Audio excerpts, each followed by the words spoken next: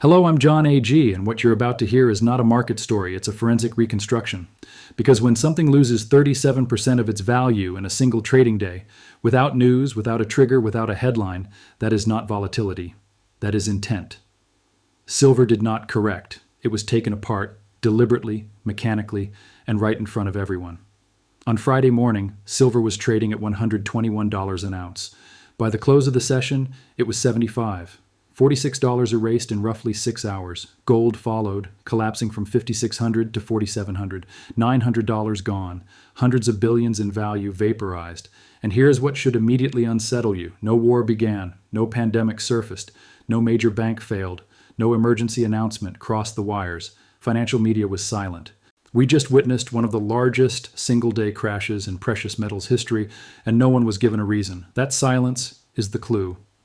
January had been euphoric. Silver had just completed its strongest month in decades, up 65% in 30 days. Analysts were openly calling for $200, even $300 silver. Social feeds were overflowing with victory laps. Traders believed they were finally watching the breakout of a lifetime.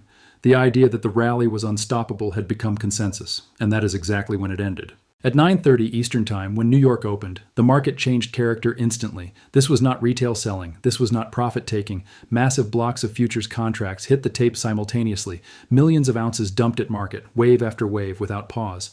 Silver fell through 115, then 110, then shattered the $100 level that everyone believed would hold. That psychological floor did not crack slowly. It vanished. 95, 90, 85. Every stop loss was triggered at once. Margin calls flooded trading desks across the country. Accounts were liquidated automatically, regardless of intent. The system sold for them. By the closing bell, silver was down 37%. Gold was down $900. 6 hours was all it took. The official explanation was simple and reassuring. Markets got ahead of themselves. A healthy pullback, overbought conditions, nothing structural. But that explanation collapses the moment you look at the 60 days leading into Friday. Because what actually happened did not begin that morning. It began weeks earlier, quietly. On December 12th, as silver was accelerating and making headlines, the CME Group raised margin requirements by 10%. It barely registered in the news cycle. On December 29th, silver continued climbing without hesitation. The CME responded again, this time with a far more aggressive move, hiking margins by 25% overnight. Less than 24 hours later, on December 30th, margins were raised again. 2 increases in 2 days, something that almost never happens. Then on January 28th, just 3 days before the crash, the CME changed the margin framework entirely, shifting from fixed dollar requirements to percentage-based margins. What had been 9% became 11%. Riskier accounts were pushed to 12.1%. In total, 4 margin hikes in 6 weeks, an 80% increase. Margin is not abstract. It is the cash collateral required to hold a leveraged futures position. When you buy silver futures, you are not paying full price. You are borrowing exposure. That leverage is what allows traders to control large positions with relatively little capital. But when margins rise, every open position suddenly requires more cash. Immediately, not next week, not after the weekend, now. If the additional funds are not deposited within hours, positions are forcibly liquidated. No appeal, no discretion, just automatic selling. Imagine being told without warning that your rent has increased by 80% and must be paid tonight or you are evicted. That is the call that went out to every leveraged silver trader at the same time. Most could not meet it. They were forced sellers. And when thousands of leveraged positions are liquidated simultaneously, price does not drift lower. It collapses. This was not the market discovering fair value. It was a trigger being pulled. And this is where history matters, because this exact mechanism has been deployed before. In 1980, silver surged from $6 to $50 in a matter of months. Regular investors were accumulating real wealth. The system was under stress. The response was immediate. The CME introduced Silver Rule 7, effectively banning margin buying overnight. If you wanted silver, you had to pay 100% cash. At the same time, the Federal Reserve raised interest rates from 11% to 20% in a single move. Silver collapsed from 50 to 10, an 80% destruction. In 2011, silver ran again, from $8 to $50. Retail participation exploded. Banks with massive short exposure were under pressure. The response was identical. The CME raised margins 5 times in 9 days. 5, an 84% increase. Silver fell from 50 to 26. Half its value erased. It took more than a decade to recover. Now it is 2026. Silver surged from $26 to $121, a 450% gain, the strongest rally in modern history. The response was 4 margin hikes in 6 weeks. The result was a 37% collapse in a single day, 3 times in 50 years. Same setup, same tool, same outcome. Every time silver threatens to expose the weakness of the paper system, the same playbook appears. This is not coincidence. Once is an accident, twice is a coincidence, 3 times is a pattern. And patterns demand explanation, because this is not about silver alone. It is about what silver represents. The United States derives its power from the dollar's role as the world's reserve currency. Global trade, energy markets, and central bank reserves all depend on it. That privilege allows unlimited debt and perpetual deficits. But that system only works if confidence holds. And confidence erodes when real assets begin outperforming paper promises. Something has shifted. Central banks purchased 800 tons of gold last year. In January alone, $48 billion of U.S. Treasuries were sold. The dollar's share of global reserves has fallen to 58%, the lowest since 1995. And for the first time in modern history, gold now represents a larger share of central bank reserves than U.S. government debt. That is not symbolism. That is a vote of confidence being withdrawn. The countries leading this shift are not subtle: China, Russia, India, Brazil, South Africa. The BRICS bloc is building parallel payment systems, settling trade outside the dollar, and stockpiling physical metals, and China occupies a position that is rarely discussed. It controls between 60 and 70% of global silver refining. Silver may be mined elsewhere, but without Chinese processing facilities, the supply chain stalls. China's control extends further: 90% of rare earth refining, 98% of gallium processing, 80% of cobalt, 60% of lithium. Modern technology, renewable energy, military systems, semiconductors, all run through Chinese refineries. And on January 1st of this year, China classified silver as a strategic national security resource, placing export controls on it, the same category as military materials. Two visions now collide. One system depends on cheap metals and expensive paper. The other is securing physical supply chains. One needs gold and silver suppressed. The other is accumulating them, and when silver threatens to reveal that imbalance, it is crushed. That is what Friday was, not a market failure, a message. And the story is not over. The dollar itself confirms that Friday was not random. For months leading into the crash, the dollar index had been sliding steadily, falling from 110 down to 95.55.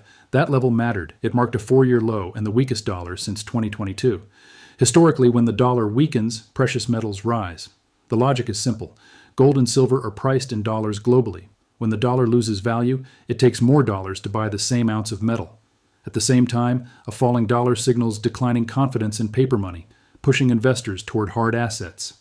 That relationship has held for decades. But something changed right at that 95 level. The dollar stopped falling, it stabilized, then it reversed, and that reversal happened at the exact moment silver collapsed. The timing matters. The margin hikes created forced selling. The forced selling drove the crash, and the dollar's reversal provided cover. It allowed commentators to say metals were simply overextended and the dollar was recovering. A convenient narrative formed instantly, but narratives do not create 37% crashes. Mechanisms do. While paper markets were imploding, the physical market was telling a very different story. Even before Friday, supply was already strained. At $121, physical silver was not readily available. The Perth Mint in Australia had suspended wholesale orders because it could not keep up with demand. The U.S. Mint had halted sales of silver eagles. Dealers were warning of delivery delays. Even at elevated prices, metal was scarce. That is not how bubbles behave. After the crash, the disconnect widened. The paper price printed 75. But try buying an ounce at that price. Dealers were either out of stock or charging massive premiums. The spot price collapsed, yet physical supply did not suddenly appear. That tells you something critical. Paper silver and physical silver are not the same market. They follow different rules. Paper contracts can be created instantly. They can be leveraged, liquidated, and crushed through margin changes. Physical metal cannot. This distinction matters more now than ever. Paper markets are governed by exchanges and clearinghouses. Rules can be changed overnight. Requirements can be raised. Positions can be forcibly closed.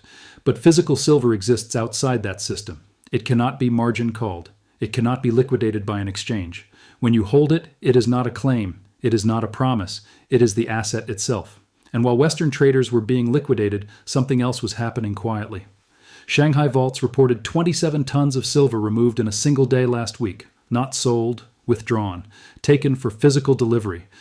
This has been a recurring pattern for months. While futures contracts are traded back and forth in New York and London, Chinese buyers are taking metal out of the system entirely. Vault inventories continue to decline. Bars are being loaded and moved east. This contrast is not philosophical. It is practical. One side trades leverage and paper exposure. The other accumulates physical supply. One side reacts to margin calls. The other reacts to opportunity. When the price crashes, paper traders panic. Physical buyers see a discount. Nothing about the underlying fundamentals changed on Friday. Silver has been running a supply deficit for 5 consecutive years. Since 2021, global consumption has exceeded production every year.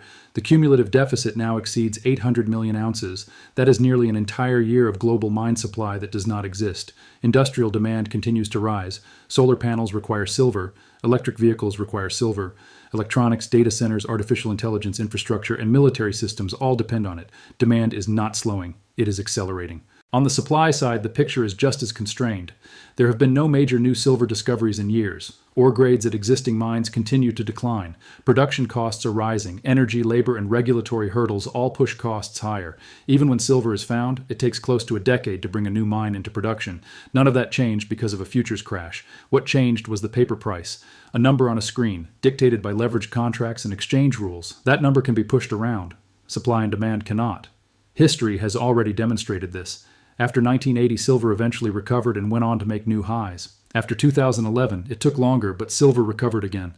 Suppression delayed price discovery, but it did not eliminate it. The question now is not whether fundamentals still exist. They do. The question is timing. Could silver fall further from here?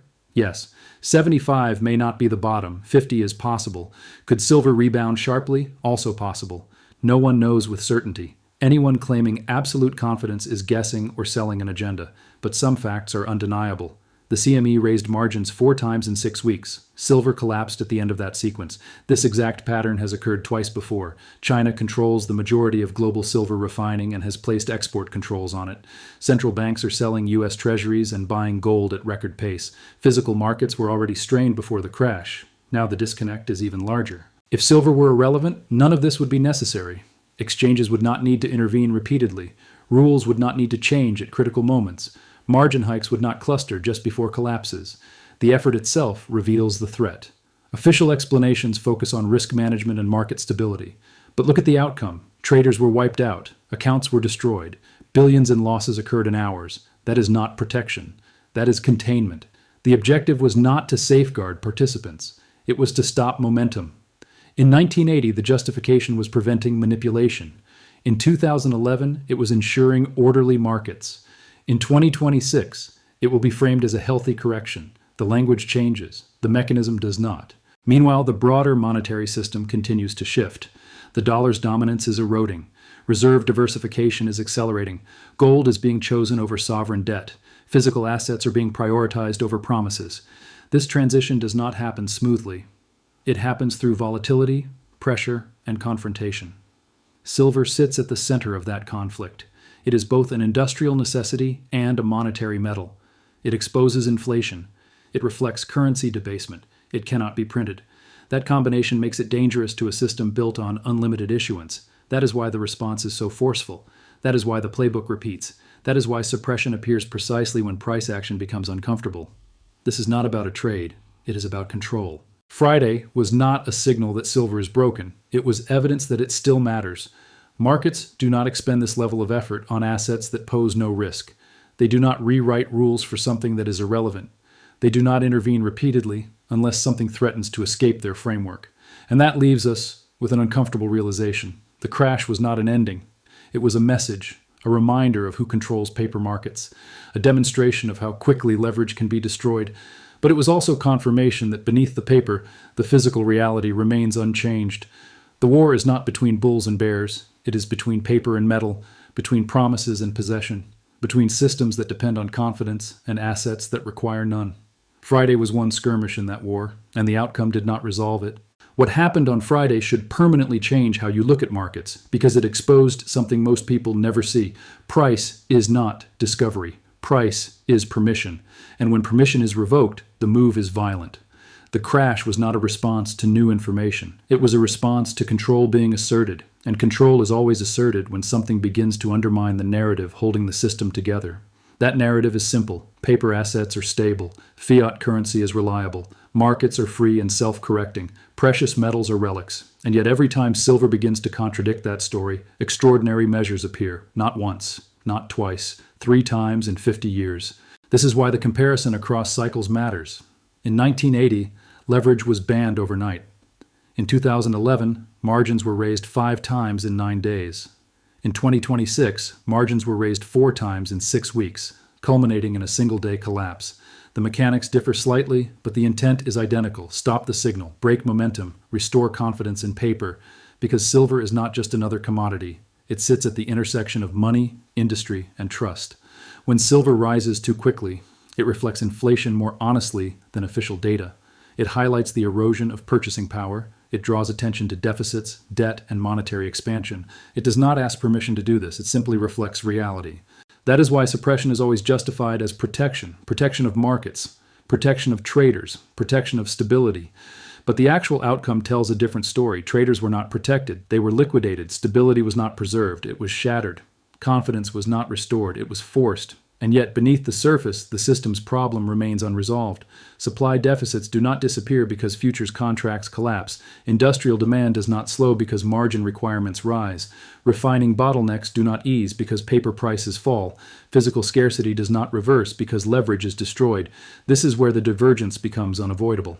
Paper markets exist to provide liquidity and price signals, but when those signals no longer reflect physical reality, they lose credibility. And credibility, once lost, does not return easily. China understands this distinction clearly. It is why their strategy focuses on refining, processing, and physical control. By dominating refining capacity, they effectively gatekeep supply. By classifying silver as a strategic resource, they signal long-term intent. By taking delivery instead of trading contracts, they remove metal from circulation. While Western markets trade exposure, China accumulates inventory. While paper prices swing violently, physical stockpiles quietly grow. While volatility shakes confidence, supply chains tighten. This is not speculation. It is positioning. The West's response has been defensive. Suppress price, manage perception, prevent metals from signaling stress, keep capital anchored in financial assets that can be monitored, taxed, frozen, or restructured if necessary. That requires metals to remain secondary, quiet, contained. But metals do not obey narratives forever. They obey supply, demand, and trust. And trust is shifting. Central banks are demonstrating this openly, selling treasuries, buying gold, reducing dollar exposure, increasing tangible reserves. These are not symbolic gestures. They are strategic decisions. For decades, the assumption was that there was no alternative to the dollar system. That assumption is weakening. Multipolar trade arrangements are expanding. Bilateral settlements are increasing. Resource-backed strategies are reemerging. This transition is uneven and volatile, but it is underway. Silver's role in this shift is understated. It is essential to modern technology. It is consumed, not hoarded. Once used, it is often unrecoverable. That makes deficits more meaningful. Unlike gold, which mostly remains above ground, silver is steadily disappearing into industrial applications. That is why 5 consecutive years of deficits matter. That is why an 800 million ounce shortfall matters. That is why declining ore grades matter. These constraints do not resolve through financial engineering, they resolve through price. Eventually, the crash did not change that trajectory. It interrupted it, delayed it, distorted it, but it did not eliminate it. If anything, it highlighted how sensitive the system is to silver's message. You do not deploy this level of force against something that is irrelevant.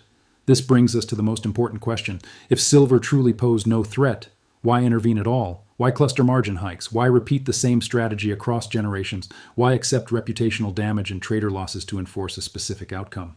The answer is that silver reveals something the system cannot easily conceal. It reveals dilution, it reveals imbalance, it reveals the cost of perpetual debt, and when that revelation accelerates, the response is not debate, it is action. Friday was not an isolated event. It was the continuation of a pattern that tells you exactly where the fault lines are. Paper markets can be managed. Physical reality cannot. That tension defines the era we are entering. Short term, volatility will continue. Prices may swing violently in both directions. Suppression can persist longer than most expect. Leverage will be punished. Uncertainty will remain high. None of that negates the underlying forces at work.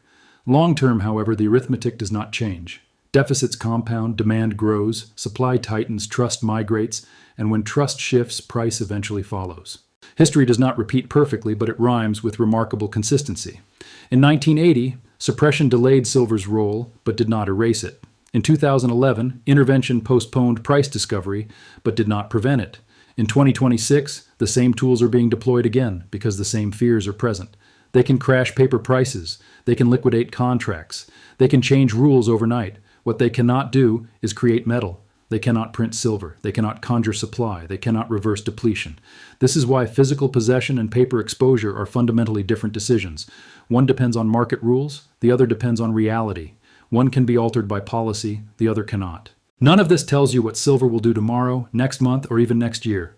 Timing remains uncertain, but it tells you why Friday happened. It tells you why the response was so aggressive. It tells you why silence followed instead of explanation. It was not an accident. It was not chaos. It was not random. It was a message delivered through margin requirements and liquidation engines, a reminder of who controls paper markets and how quickly leverage can be destroyed. But it was also something else. It was confirmation that silver still matters, that it still threatens the narrative, that after decades of monetary expansion, unlimited issuance, and financial engineering, the system still reacts the same way when confronted with a metal it cannot control. They called it a crash. They called it volatility. They called it a correction. But when you step back and look at the sequence, the dates, the mechanics, and the history, the picture becomes clear. This was the playbook. Execute it again, and now you know how it works. What you do with that understanding is your decision, but at least now the silence has an explanation. This is the hidden economy.